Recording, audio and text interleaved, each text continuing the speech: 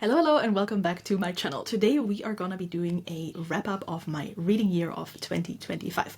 I'm gonna give you 3 books that were my top books this year. I'm gonna give you 2 that were flops and 2 that I actually expected to be 5-star reads but were really disappointing. A quick disclaimer before we get into it. I am not including any rereads in this wrap-up because chances are that if I am rereading a book, I probably really liked it and it would occupy the top spots in my ranking every single year. So I'm not including any of those in this wrap-up, but I did reread a few books this year. First up, the Harry Potter series is basically a yearly reread for me. I have it on my Kindle, but I also got some special editions this year for Christmas, as you can see here. I might have to do a special video about those, but they are my prized possessions and I love to reread this every single year. It's my comfort series. I love to rediscover the story over and over again, and this year I did not read them as a physical book or on my Kindle. I actually listened to them on Libby as audiobooks when I was recovering from my quadruple wisdom tooth surgery, and that was a great time. I didn't really feel like reading. I was like puffed up and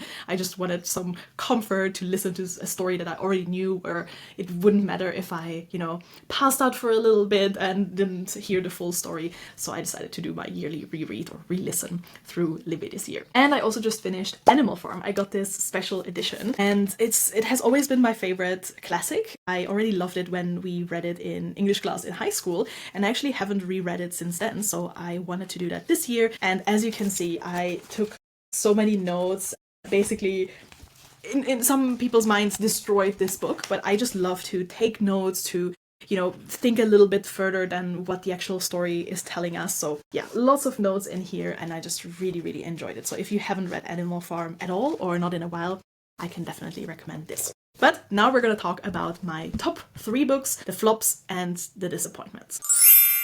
On spot number 3, we have The Lion Women of Tehran. This was our December book club pick. I already talked about this in a different video, but it just reminded me so much of The Kite Runner, but kind of like a female version of it. So it had less openly violent and gruesome moments, and it just focused so much more on the beautiful story of 2 women in Iran, girls who grow up together in this country that is about to undergo a revolution and then beyond the revolution. It had lovely messages on friendship, but also made us think about using our voice, especially as women, when we are being silenced. There are themes of resilience, guilt, shame, but also jealousy within friendships, and mainly also loyalty. So I highly recommend this one. It was a very touching story, but at the end it made me feel very empowered, especially as a woman. Number 2, I actually don't have as a physical copy, I Who Have Never Known Men by Jacqueline Hartman. This book really surprised me. I'm also not sure how to describe it. It's about 40 women who live underground in a cage, so they're imprisoned by men, and they're watched over by these guards, and they have no memory of how they got there, of their lives before, only a very vague recollection, and they have no notion of time. Sounds already very interesting, but then we have the 40th prisoner, who is a young girl who is very different. So she doesn't have any memories at all. She also doesn't know how she got there, but she also just feels a little bit different. One day they all manage to escape and she has to survive this new strange world above in the company of the other women who feel very different. It's a very beautiful story. It's dystopian, it's surreal. At times you aren't really sure what you're actually reading, but it's also really sad. It's full of hope, but also full of loneliness, and it's just one of those books that leaves you with more questions than answers, really, but it weirdly feels like you've learned a lot, and it's very satisfying at the same time. I've been thinking about this book for a long time. I read this earlier in the year, and I feel like I can't stop thinking about the themes and the learnings that came out of it for me personally. I definitely want to come back to reread it maybe again next year. Don't be put off by the writing style initially. I had a hard time to get into it as well. I was like, oh, this is all a bit weird, a bit dystopian, like what is going on? Just stick with it. It's only 3 chapters and about 170 pages, so you can easily read this in one day. It really is worth reading. And last but not least, my favorite book of the year is The Book of Guilt by Katherine Chigi. This is another sci-fi dystopian book, which is very interesting for me because I usually am not drawn to sci-fi, but I really like the dystopian aspect of this book. So it's not really science-y, futuristic, like spacey kind of sci-fi, it's more dystopian and science in different ways. If you've watched other videos on my channel, you will have already heard me obsess about this book. This was our book club pick in June, I think, if I remember correctly. And it's really hard to describe what this book is about. I keep recommending it to all of my friends and my family, and they always ask, what is it about? But I can't really give all too much away without telling you the plot twists and basically spoilering you. So what I can tell you is that this book is about triplets, 3 little boys who live in a slightly strange orphanage. They have 3 mothers, Mother Morning, Mother Afternoon, and Mother Night, who every single day give them a special medicine that they say will keep them healthy. They also record all of their dreams in the Book of Dreams and all of the bad things they do in the Book of Guilt. That is all I can tell you about the boys, apart from maybe the fact that at some point they do start questioning this medicine, and they start to suspect that maybe this medicine is actually making them sick and not healthy. At the same time, we also have a second storyline about a little girl who is not allowed to go outside and to meet other people. And we do not really know what's going on with her, but we do get a sense of the 2 stories are connected, and you'll just have to read it to find out how. And because I want you to read fantastic books in 2026 and beyond, I'm gonna give you an extra book, a non-fiction book that I really enjoyed this year. It's called Delizia by John Dickey, and it's all about the history of Italy told by the food of Italy and the reverse. So basically we're learning about how Italy became Italy, but also learn about how the food of Italy became this.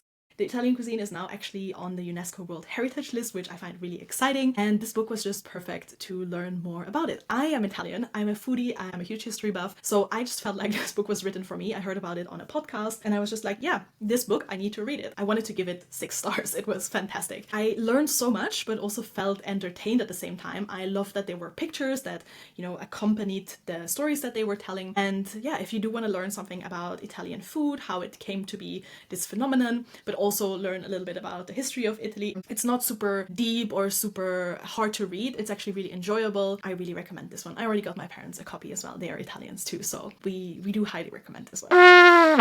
Now to the flops of the year. There were 2 main ones. I actually had a really good reading year. I think my average on Fable was 3.9 stars, which I think is quite good considering I read over 60 books. I think that is really good. I had a lot of 5-star, 4-star reads. Not too many 1 or 2 stars, apart from the 2 that I'm going to present to you now. The first one is We Used to Live Here by Marcus Cleaver, and the second one is The Quiet People by Paul Cleave. They kind of sound the same, but they're not. I don't know, I just really didn't like both of these books. And you know I love thrillers. They are both that, but they just lacked realistic and credible elements. That is one of the main things for me with a good thriller. It needs to be credible, it needs to potentially have happened, you know, like you kind of want to imagine that this could have actually really happened, and it's not supernatural or unrealistic, or you're just like, no way, this doesn't make any kind of sense. I feel like that draws you out of the story, and it doesn't feel right. So both of these books were that,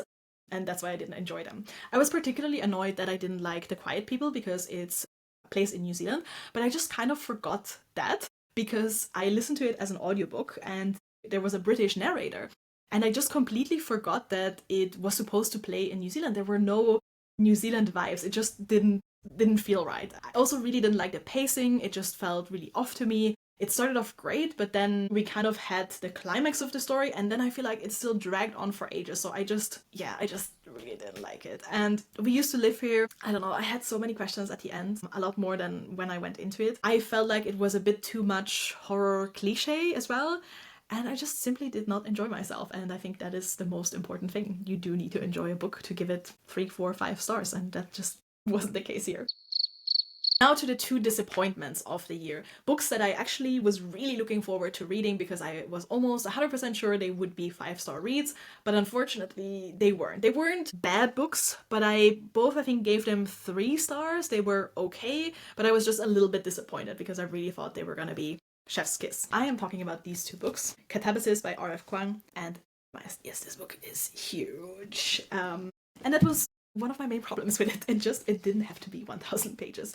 This is based on a Harry Potter fanfic that was released a few years ago. They basically deleted all of the Harry Potter references. It's its own universe and story, but maybe that was the whole problem. There was way too much world building going on that I still felt like nothing actually happened, and it felt really repetitive. I didn't feel the chemistry between the two main characters. It's like a dark romance kind of story. I just didn't feel it, and the whole, oh my god, we're in a war, didn't really translate for me because all of the war action happens off stage. So I was really struggling with this one. I already talked about this on my Instagram, and a lot of my community actually agreed with me. They also said they had a hard time. It's just really, I mean, look at it. It's a huge book, and I just kept going because some of my community told me to keep going and it was gonna get better, but I did enjoy the last part the most because everything came together, but that was maybe also just because I was really relieved that it was finished. So I don't know. I know a lot of people really love this one, so maybe give it a go, but it's also, like I said, 1,000 pages, so if you already notice after 150 to 200 pages that it is not for you, I can guarantee you it does not get better. It's probably a do not finish for you. And then the other one was Catabasis by R.F. Kuang. We read this with our book club. As you can see, I did a lot of notes in here, and I did enjoy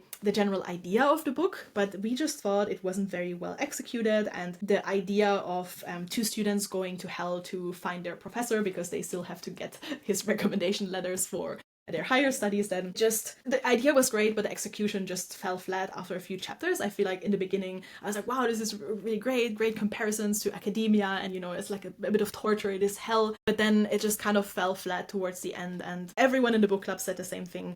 We're a little bit disappointed by this one, so it is what it is. I think my learning for this year was that I shouldn't trust BookTok, and if you've seen my BookTok ranking video that I made a few weeks ago, then you probably know why, but I just feel like books are often overhyped, and I just need to trust my gut feeling a little bit more. When I read the blurb of a book and it doesn't immediately go, yeah, this is what I want to read, then I should probably trust that feeling and not read that book. That is my learning of the year. Alright, that's it for me. Before I go, please tell me what was your top book of the year and flop book of the year. Leave that in the comments. I'm really curious to hear about that. If you want to see more of what I read and get more recommendations, follow me here on YouTube, on Instagram, on TikTok, and of course on Goodreads. I would love to be your friend on there. See you next time!